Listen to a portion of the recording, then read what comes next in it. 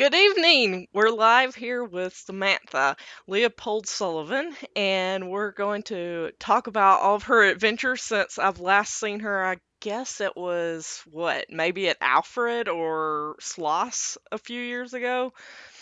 Was it the International? Yeah, it might have I think it been. was, I think it was either Alfred or the International. It was one of those. It's been a couple of years. Yeah, I know that we ran into each other first, I think, at the Western Conference in Scottsdale, and we were Yep. both in the same multi-part mold workshop or something like that. Or Were we? I was in the Tiny Things oh, okay, workshop, so we were but on opposite we are sides, all but all together. yeah, yeah, we still talked. That was fun Yeah, time. So, it was. um, as have all of the conferences. They've been great. Um, Hmm. what really got you started? We'll start with the metal casting since I already Okay. got that started. But Yeah. what got you started in cast iron and casting tiny things and concrete and all of that stuff? Yeah. So I got started in metal casting during undergrad. I went to McAllister College, and we had a bronze foundry that did standard investment at the start. And that was really fun. And then the building went under construction. And my senior year of college, we had a brand new building built on the bones of the old, and we had a bronze foundry with ceramic shell.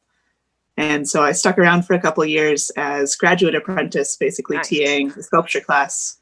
And the professor was like, "Hey, no one really knows the specifics of ceramic shell. Why don't you cast a bunch of things and figure out how it works?" And so that's what I did, and got more and more into metal casting through that. And then I got into iron because I applied to Franconia and got rejected. And Tansy reached out. I applied as an intern, I think. Tansy reached out to Stan, my advisor, and was like, "Hey, she should come cast at the U." And Uh, so, yeah, so I came, and my first iron pour was the new shoes pour at the U of M, and it was great.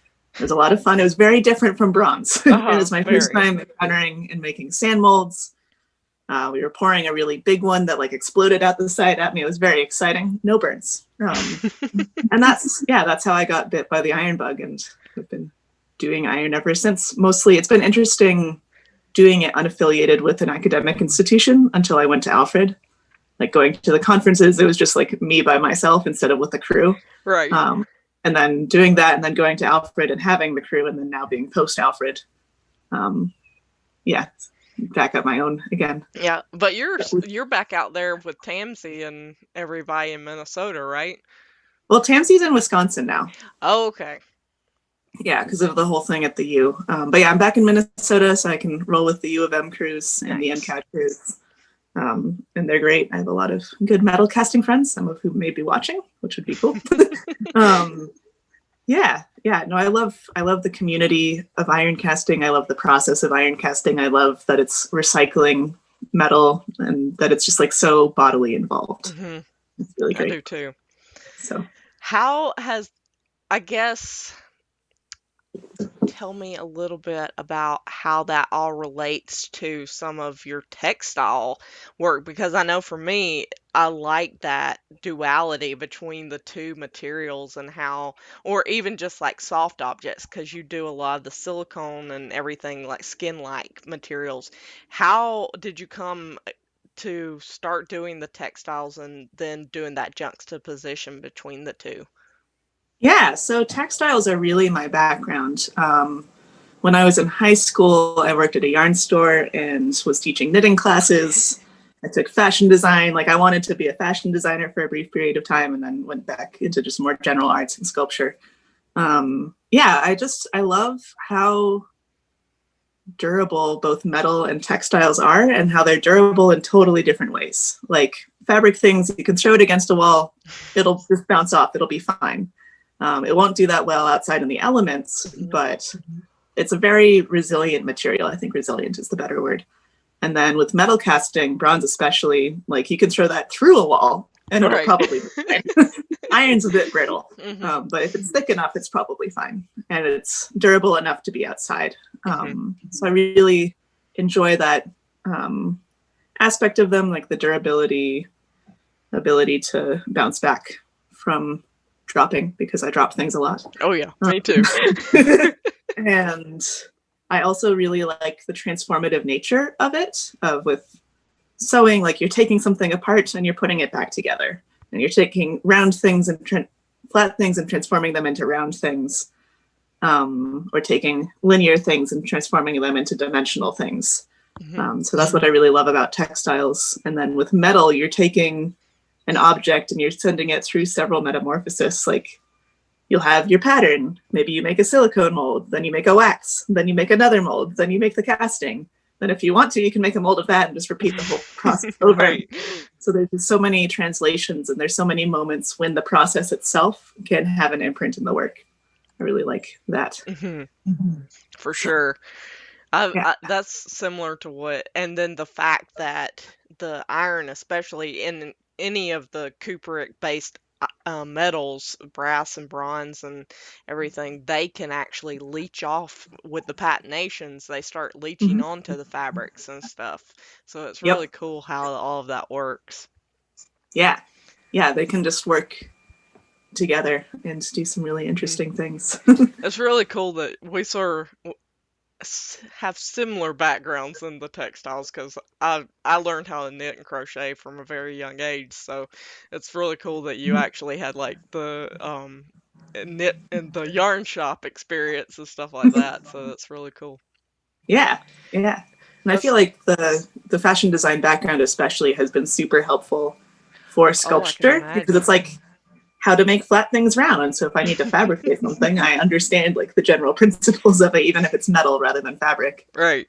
Because welding and everything is so, especially if you're trying to make something flow over something, you cut the patterns out in paper just like you would cloth or something, and then go from there. And then it's almost like zigzagging stitch.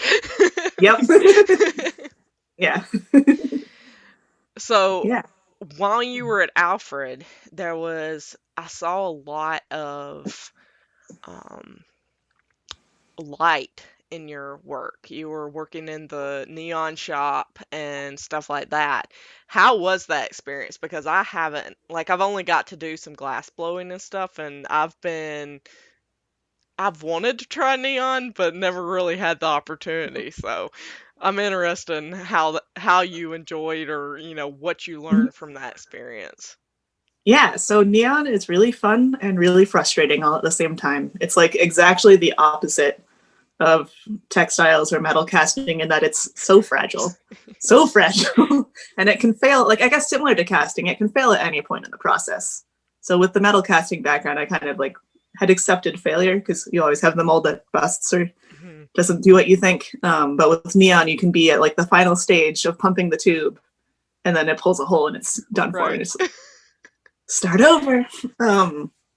But it's really magical being able to play with light and make structure out of light.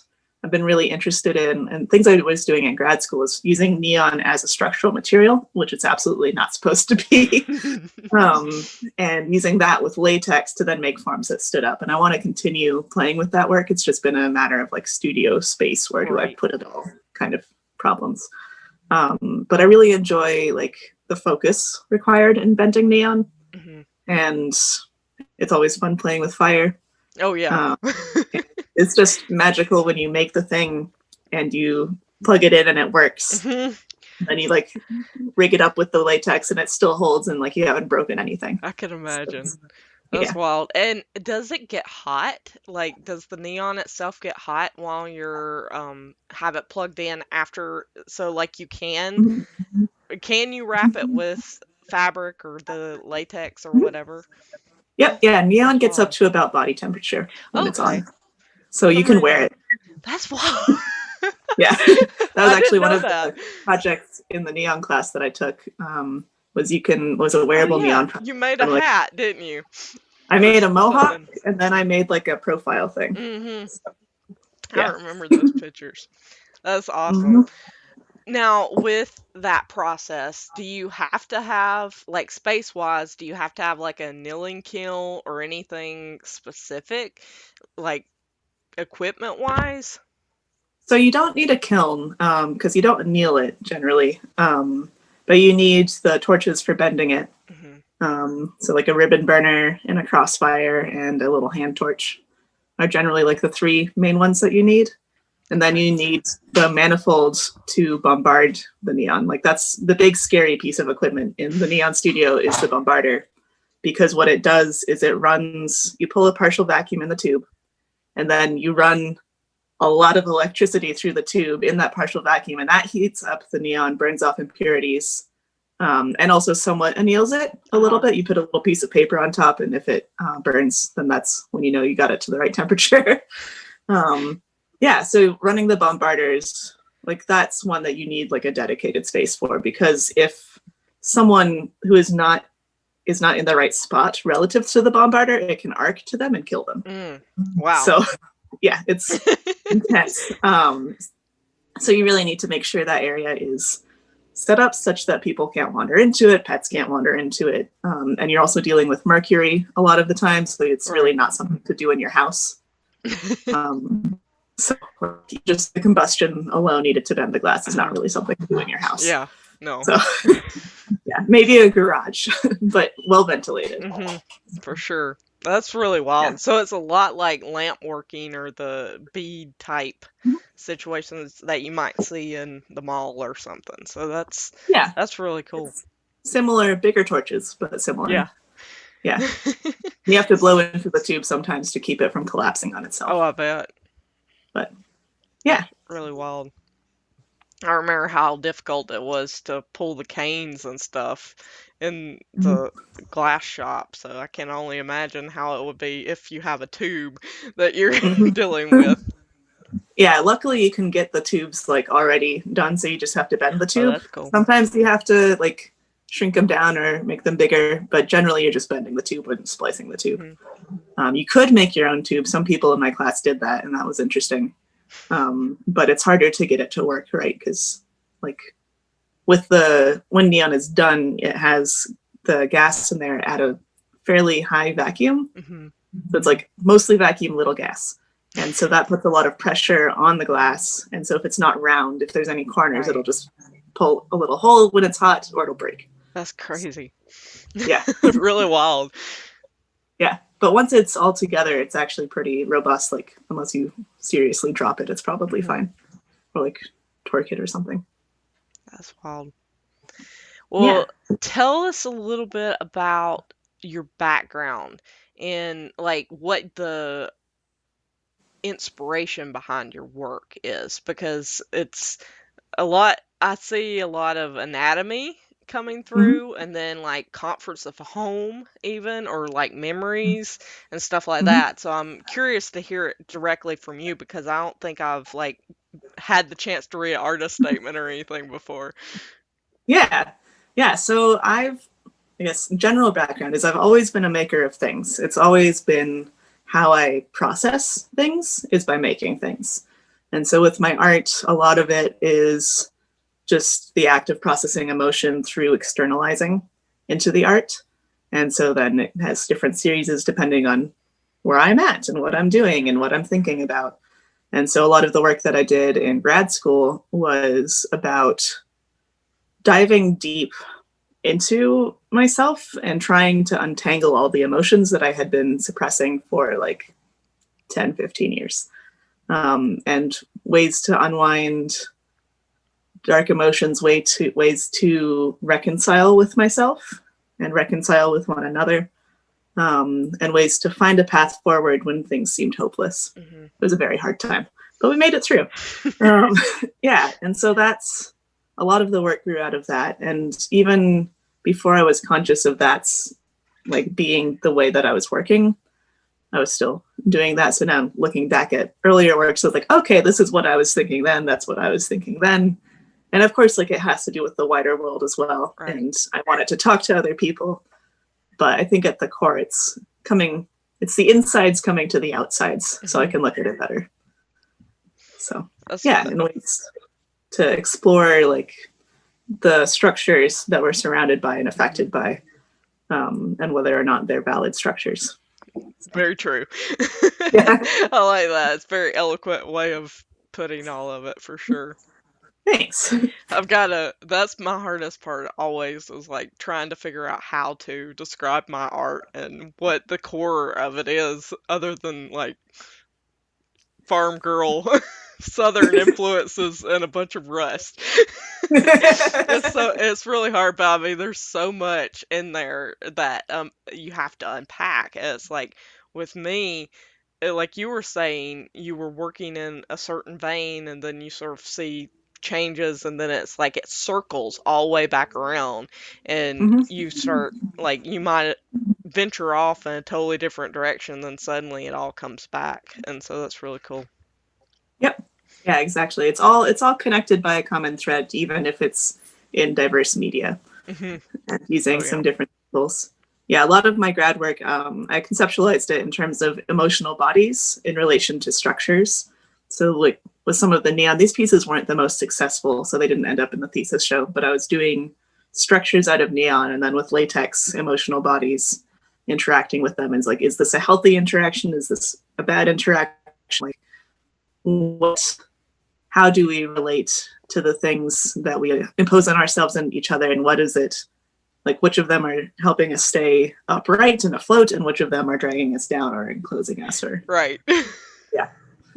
Yeah, and so since finishing grad school I've been a lot more kind of loosey goosey with my practice, just making what I feel like, which has been fun. Yeah. And so this summer has been just a lot of processing through printmaking. So That's yeah. sort of where I'm at right now is like pastels and printmaking because the garage is still like insane. I've just got a huge amount of like new woodworking equipment and stuff like saws and everything. So I still can't really move in there without like putting everything on wheels. So Yeah, that's it's exciting though, getting new mhm. tools. Yep. And you had a little bit of a like crazy thing that happened a couple of months ago in your studio, right? Like the building. Yeah. How is that? Were you able to like reclaim some of the stuff and start going from that point on and find a new place or pick up the pieces at least? Yeah, this was a rough summer for in many ways. Um, but yeah, so I just got a new studio, got it set up, like shelves built, everything like in its spot, desks in its place. And then a week later, or like Jeez. 2 days later, George Floyd was murdered about a mile and a half from where I live. Yeah. And then the uprising started. And then the building that my studio was in had a fire. It was not intentional. It was more collateral damage because there's another fire down the street and that caught the building on fire. And they managed to put it out, and my studio only had smoke and water damage in it, Okay. but that was enough. I was storing work in there, so I lost one big tendril and some other soft sculptures, which was a bummer. I lost some jewelry investment, which was a bummer. But actually, everything else, because I just organized it and got it off the floor, all my tools were Oh, fine. that's good. All the cast iron was fine. Was able to save one of my desks. And so just kind of spent the summer getting things out of there. And also, it was on the second floor. And so the Oh freight wow. elevators weren't working anymore. So it's like, I have this 150-pound big cast iron thing. How do I get it out? I Jeez. managed to get the construction guys to bring it down for me Nice. because I didn't want to Nice. deal with it. Yeah, and so now my work is kind of like distributed. I have some neon pieces in a friend's garage studio. I have some neon pieces at that same friend's mom's property up north a bit. All the iron pieces are just outside being iron. And then I have a bunch of stuff, or I have some latex pieces in another friend's basement because she was borrowing them for a photo shoot. So luckily those ones survived because they weren't in the studio. And then everything else is in my 2-bedroom apartment that I share with a friend. And in the basement or in my room or on my desk. So it's definitely different. And that's been causing the shift more towards printmaking and working small and finding a silicone that was less toxic that I could work with because latex is Right. super stinky to do inside. And I don't want to subject the cats or my roommate to that. Right. So, For sure. Well, I mean, that's exactly how you have to be as an artist. Like your situation can change at any moment and just being able to pick up and keep going where it left off and because we're always going to be artists regardless of what situation we're in and so we have to find outlets. So that's I'm like I said, I'm sort of in that same boat too. yep. That's really Yeah. Yeah. I've been enjoying seeing your woodcuts and everything because, like, to begin with, because most all of my stuff right now is like following my printmaking class. So I'm doing Mhm. the demos for them. So I'm doing the project or like something that I want to do right before they do it. Mhm. And so it's like as you were doing all of your little houses, I'm like, I can't wait to get to the relief carving. Yay! Yeah, it's so much fun. Don't need a press, just need some chisels and some linoleum, Yep, it's and it really works. great. Are Yeah. what are you using as a baron? Because a lot of my students, even though I've, tried to explain how to do it properly, you're getting a lot of really rich colors and everything and, really smooth black. How are you like How am I doing brushing the that? back of it? Yeah, so I started with the wooden spoon, the classic, and that was Nice. annoying. So then I went and I got myself a bar end. Let me, I can actually pull it out of this toolbox. My life is in toolboxes under this table. Let's see if I can get this open without dropping the. So, like, this is the glass plate that I roll it out on. Uh-huh. It's all like a little mini print studio. Um, I'm gonna have to send this video to my students and be like, y'all watch this. yeah, I got it to all fit in a toolbox. So it's just like a speedball bar Mhm. end. It wasn't too expensive. I mean, it's not going to I break think they're anytime only soon. like $7 or something. That's crazy. Yeah, it was definitely under 20. I can't remember exactly, but it's definitely been worth it because the wooden spoon makes your hand hurt after a while. And it's not quite as consistent. It can be pretty good. But yeah, I would do that. Otherwise, wooden spoons are good or like other wooden things. Um, yeah, I should put the glass back in here so I don't lose it. Well, Yeah, I'm toolboxes. definitely sending them pictures of your work and your home setup and being like, what's your excuse? Awesome. If you want to see my drying rack, Yes. it is made out of cardboard because I do not have space to like dry a lot of prints at once. But I do have a lot of cardboard, and I got some duct tape and a hot glue gun. So this is my drying rack. Nice. That's awesome. That's the trick.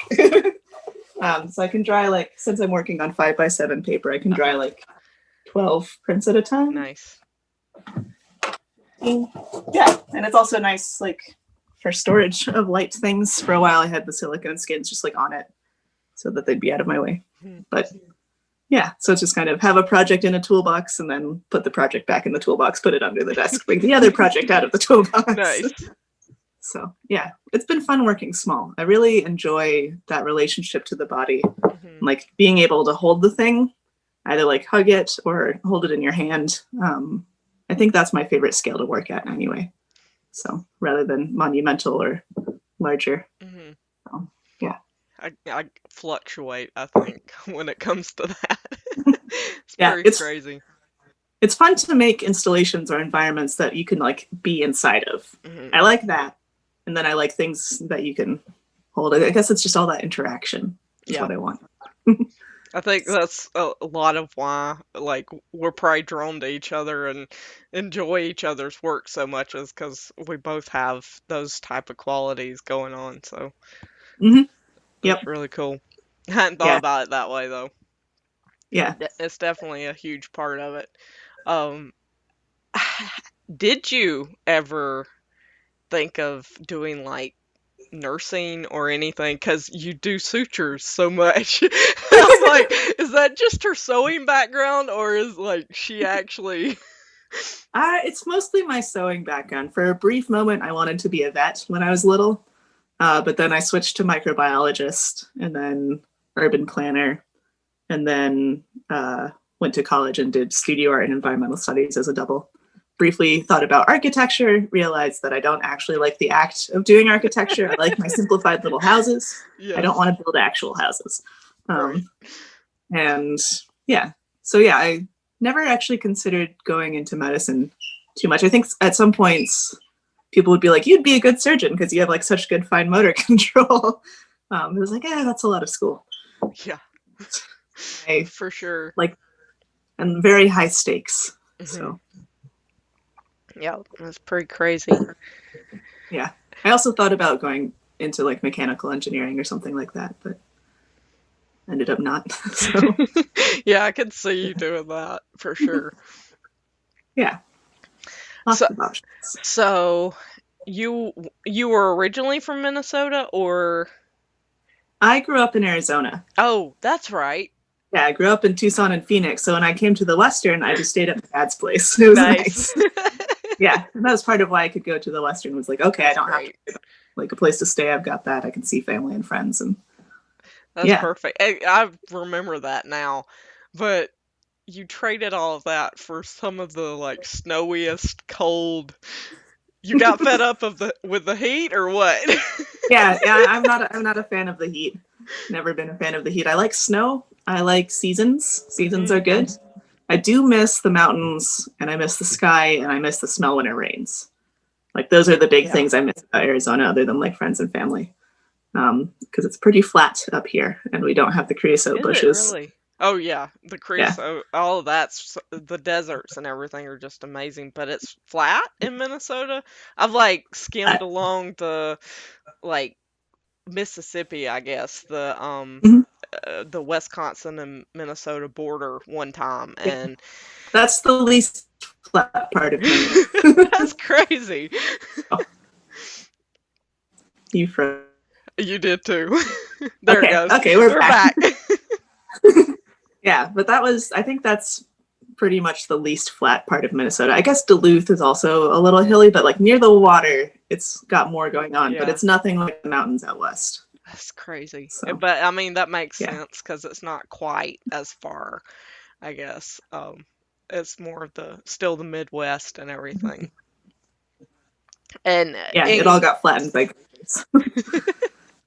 in correlation to that versus Alfred, like, because you're in Minneapolis, right? Mhm. And Yep. but that contrast of being in Alfred, which is like almost dairy country or the middle of Hmm. nowhere.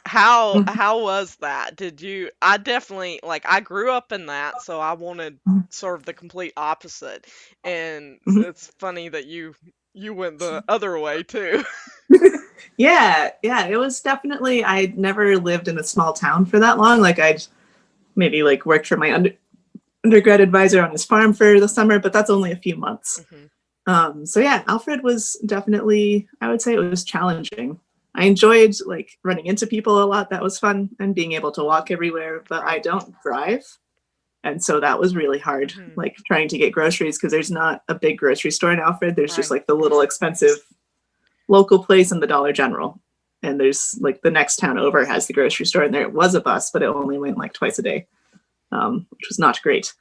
Um, yeah, so that was definitely a challenge. It felt very isolating, Hmm. especially coming there and not really knowing anyone. Like I did make some great friends, like Paige and the other foundry people, and so that was really wonderful. But it was definitely very different than I'm used to. I'm used to cities. I'm used to being able to like if I need to go be somewhere else, I can go be somewhere else Hmm. within like 2 miles of the same place. Right. Whereas in Alfred, it's like it's still Alfred. They're still the same people. It's, I'll run into my professor like hiking this trail. Like Hmm. I'll run into my professors at the two bars that there are. Like there's no escape in the small town. Yeah, that's Um, for sure. yeah, it was good for like focusing on the art, which is what Hmm. people had told me when I was asking them about their experience at Alfred. Is like, well, you have plenty of time to focus on the art. So yeah. That was actually the reason why, like, I didn't get my driver's license until I was 27. Oh wow. And so when I moved to DC, I still didn't have a car, or UMD rather, and I would Mm-hmm. just take the metro and buses everywhere I needed. And then Coral asked me to come up to Alfred to do a demo and everything for Meltdown. Yep, I remember that. And well, there's no way to fly in. There's no way to ride a bus or a train or anything. I'm like, and plus I'm going to have at least 100 pounds worth of equipment with me. Mm-hmm. So I was like, Mom, I really need to start thinking about a car.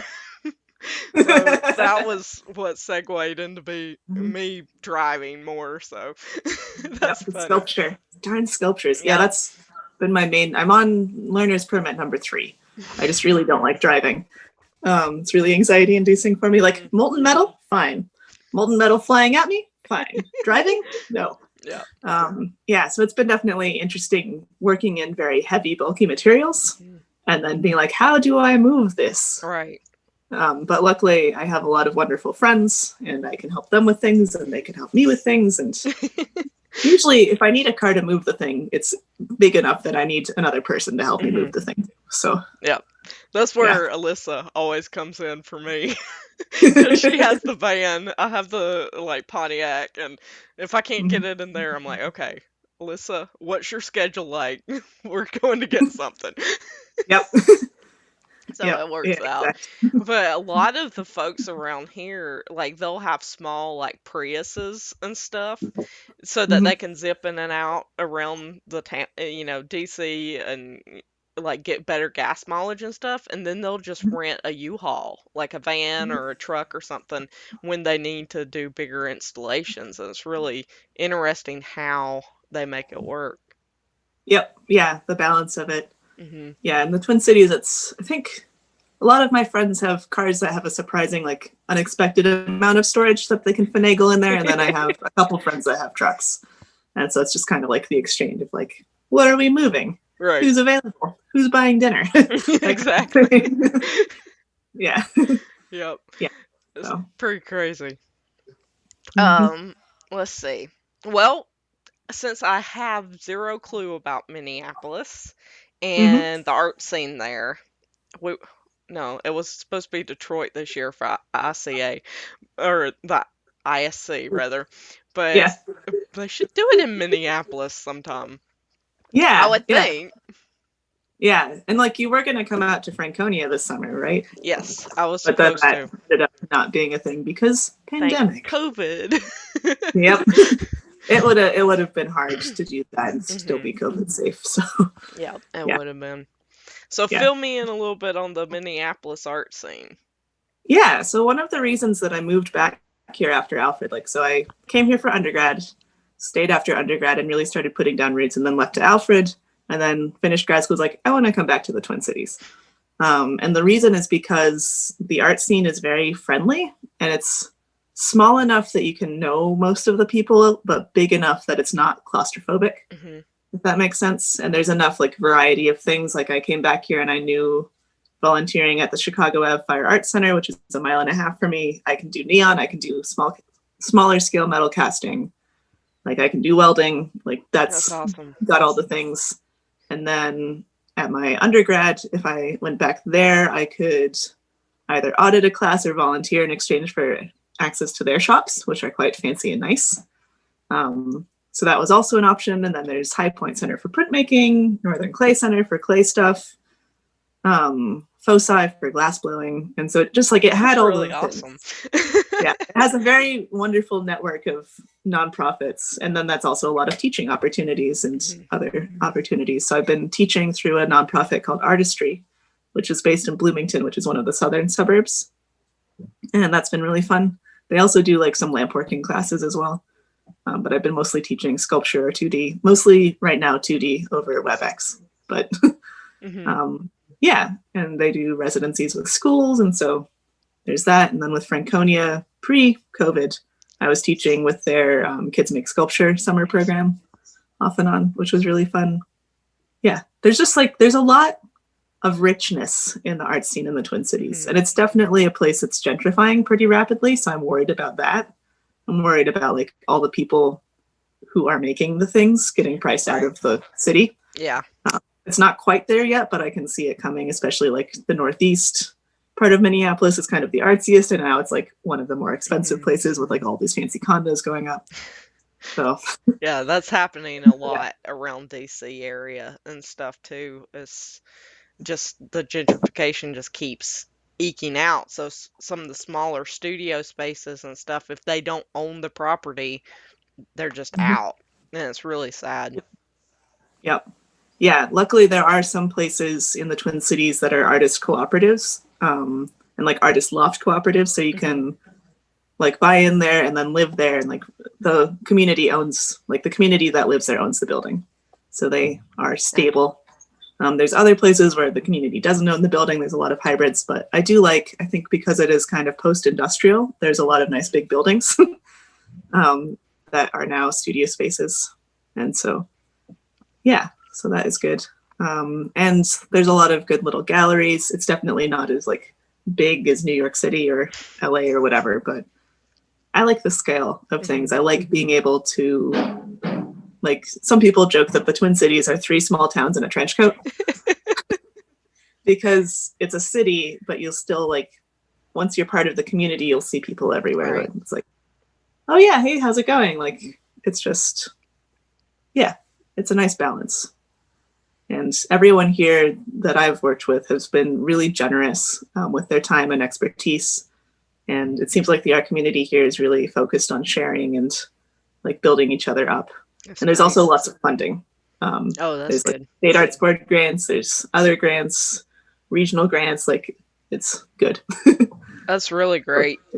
Cost of living. So yeah. Sadly, something that I've found out recently is I'm like just far enough outside of the DMV area that I can't get some of the grants and stuff. No! I'm like, no! Gosh, that's so frustrating. Yeah, because we're like, I guess it's about 48 minutes outside of DC on a good day, and so they do it by mileage and everything. So it's like, man. So close. Yep. Yeah, so that's close yet frustrating. so far away. Yeah. I had a thought and then it went away. No worries. There's one more thing about the Twin Cities that I like a lot is that there's a lot of small colleges here. And so like I don't work in academia right now, but I've been like kind of applying off and on, but I want to stay in the Twin Cities. So that's been my priority rather than traveling for a teaching job. But it's nice that there's like 10 institutions I could apply to here. Yeah, for sure. And then there's also plenty of other kinds of work. Like right now I do leatherworking for a small manufacturing company. Nice. And so it's super chill. It covers the bills. I get to listen to headphones. Sometimes they give me their scrap material. It works out. That's perfect. Yeah. Yeah. So it's not the most lucrative, but it's a good spot to be in the middle of a pandemic, in the middle of whatever's going on for sure. right now. And y'all have a pretty decent size art museum, right? Yeah, we have a few. We have the MIA, the Minneapolis Institute of Art, which is more your kind of classical art museum. With the Oldenburg piece out front, I think. Or no? Yeah, the kind of falling apart face sculpture. Yeah. I think so. And I'm thinking about it's a spoon with a cherry on it. Oh, that's the Walker Art Center. Okay. So that's the more like modern and contemporary art museum. I actually bike past it on my way to work every day. And then, so the MIA is affiliated with MCAD, the Minneapolis College of Art and Design. And then there's the U of M has its own art museum, the Weizmann. Oh, cool. Which is pretty cool, smaller. And then there's the Museum of Russian Art. There's the Swedish Museum. And I know there's more, but I'm blanking on them. But like the big ones are MIA, Walker, and Weizmann. Cool. Oh yeah, there's Minnesota Museum of American Art in downtown St. Paul as well. They're currently rebuilding, but they have a cute little space. So, that's wild. Yeah. I'm gonna stop asking geographical questions. It's okay. I like talking. I'm like, oh yeah, St. Paul is a twin city, and then there's Minneapolis, and like, how does all that work? So they're basically people who live here get very like up in arms about mixing up St. Paul and Minneapolis because they do have distinct flavors, but coming from outside of it, they're the same city. It's just like the Mississippi runs in between them. So St. Paul is on the east for the most part. Minneapolis is on the west for the most part. There's some parts that are like on the other side of the river, but technically Minneapolis. And so St. Paul feels much more small town-ish, much more like just kind of sleepy, which is great. It's cool. McAllister's in St. Paul, so that's where I was in undergrad and for the years after that. And then Minneapolis feels much more metropolitan, kind of urban. Lots more taller buildings, lots more nightlife happening. Interesting. But it's just literally like across the river from each other. So when I lived in St. Paul, I could be in Minneapolis in about 3 minutes. Just like go down the street across the river. That's pretty So, crazy. yeah. Yeah. Were you an only child, or did you have other siblings and stuff? And has any of your family been part of the arts in the past? Yeah. So I'm an only child. I have kind of a complicated family backstory, but my biological father, who I'm in contact with, and he's great, he is an engineer and also a sculptor and artist. Nice. So, yeah, when I was 8 and he came back into the life, we did a lot of waxworking together because he'd worked at foundries before. He did marble carving. And so he's the one who like taught me how to make silicone molds. And Very cool. I just like every other weekend hang out and make stuff. And that was great. Yeah, my mom is a big supporter of the arts, but does not fancy herself particularly artsy. Though she does make some cool like mobiles and like hanging sculptures occasionally. So I yeah. figured you might have a little bit of something in there because you got into so much of it so early on. So that's really cool. Yeah, and my family's always been very supportive of my making of things. They were a little dubious when I majored in art, and that's part of why I majored in environmental studies as well. Also because I was interested in it. But yeah, no, they've always been really supportive, always pushing me to grow and learn and apply things in new ways. Yeah, and I guess in terms of medical things with the sutures, my grandma was a nurse. Oh, okay. So maybe that's a connection. And she could also like it just sort of trickled down. Yeah, perhaps. Yeah. How with the silicone and everything, because you're doing skin-like textures and everything, how are like you don't have to tell your trade secrets or anything, but just like sort of give us an overview of how you're coming across those thin layers that are translucent and you can sew them and everything. Yeah, so with the silicone, I've been casting my own sheets of it. Here's one that's just a cast. And so what I did was I took some plasticine, I made skin texture in the plasticine, made a plaster mold of it. That's fairly shallow, and then I can just pour the silicone in and make my own little sheets. So it's a nice little desk setup. Yeah, and so eventually I might make bigger molds so I could make bigger sheets. But for what I'm doing right now, the little ones are fine, and I can stitch them together if I need to. And then, yeah, it's EcoFlex from Smooth On, and then just their Silk Pig pigments. Okay. I need to get some of their Psycho paint so I can do more details. And then I also made a mold for veins. Oh, so wow. I haven't cleaned the flashing off yet, but that way I can layer it underneath. And my mold was not level, so I have like different layers, but I can get some nice veiny that's cool details in there. So yeah, I'm still definitely learning this material. I got pretty good with the latex at Alfred, and latex is definitely cheaper. And I could get it in sheets it was baby pink translucent latex. And then I would stipple it with liquid latex to give it more of that skin texture, and then dye it on the backside with some RIT dyes. That's so cool. Yeah. Data Sculpture had the same question I was going to actually ask you next is, does your education in environmental studies enter into your studio practice today? Yeah, I think it absolutely does. It's not as overt as it used to be. Like my capstone project in undergrad was this automaton hammering on bones, and I had little cards that people could take that were like their environmental impact or their impact on others, and then if they like had an impact, they would wind up the automaton and further its pounding on the bones. And so I've gotten a bit more subtle than that, I would say, but I feel like because we exist in our environment and we affect our environment, it is always present in everything. Right. And so a lot of my work is about encountering structures, encountering environments, and like what effects they can have on each other, and trying to visualize effects and visualize places that we don't necessarily see, so that perhaps like externalities can be more visible or things like that. And then I also think about it in terms of material choice, and like what I work with. chemical wise, material wise, I try to use recycled things when I can. Like I've mostly avoided plastic other than the latex and the silicone, Right. um, because of just like all the baggage associated with plastic, even though it's such a wonderful material. So that's why I like working with fabric and beeswax and metal, even though metal is very energy intensive Hmm. to melt. It is at least endlessly recyclable, which is Right. nice. Yep, um, for sure. yeah. And so I always try to minimize waste and use scraps and just try to use like random bits and bobs that I find. Like I used to do a lot more assemblage kind of things, Hmm. but yeah.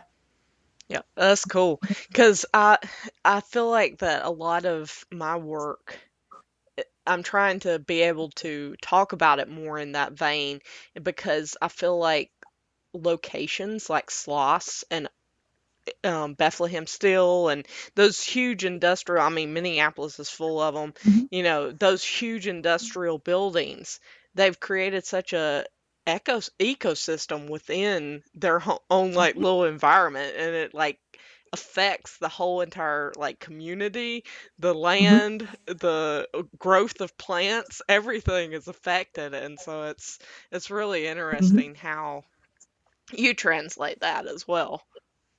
Yeah. Yeah. I've also, what I love about sloths and like Carry furnaces is seeing how the environment is starting to change Hmm. the foundry site. Like I remember the first time I was at Sloths, there was like, in those like overhead metal container things, there was some dirt and there's just like a plant growing in Hmm. there. And that was just wonderful. And just like the ways that like everything exchanges with itself and exchanges with each other and how we truly aren't separate from it. Right. I think it's a lot of what I'm trying to say with my Hmm. art is like nothing is truly separate. And yeah, I can go on at length about that. It's true. Yeah.